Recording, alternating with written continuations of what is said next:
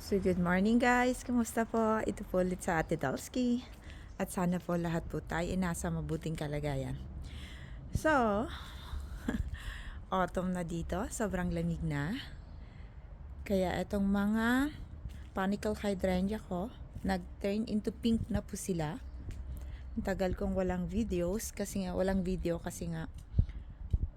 palagi na po akong pang umaga. Pagdating ng bahay, after work, pagod na po tayo.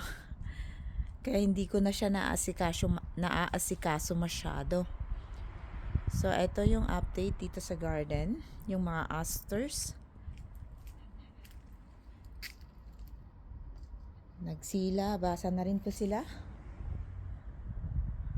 So, hindi po siya masyadong asikaso. Halata naman. So, ang gagawin ko po ngayon, etong mga hibiscus, ikakat ko na po sila. Kasi ang pangit na po tignan. Ayan o, fluffy na po. At saka yung, etong tawag na to, white rose. Ayan. Ito yung pang third flush po niya. So, kailangan ako na siyang ikat.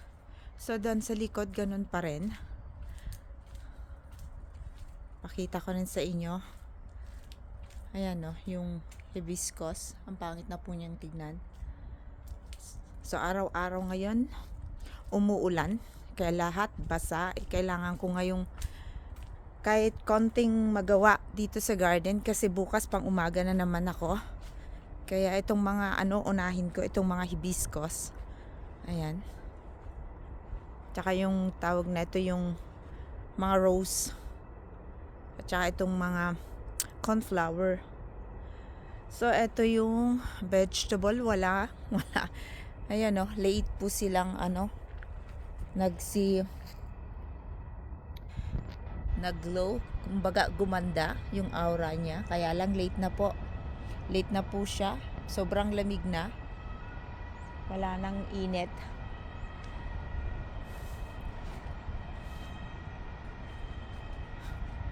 So, ganin din dito sa kabila. Ang dami talagang trabaho ngayon. Ang dami kong gagawin. Kaya lang, gagawin ko lang yung kaya kong gawin. Etong mga dahlias, ang dami pa niyang buds na, ayun o.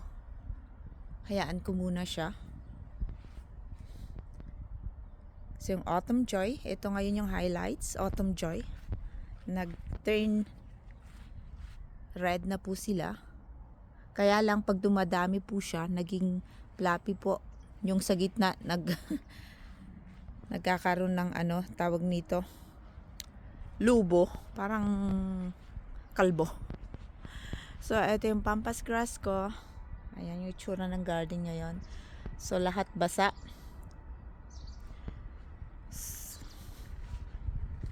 So, halika kayo't samahan niyo ako at mag-ano tayo. Cut po natin yung tawag nito, yung mga hibiscus.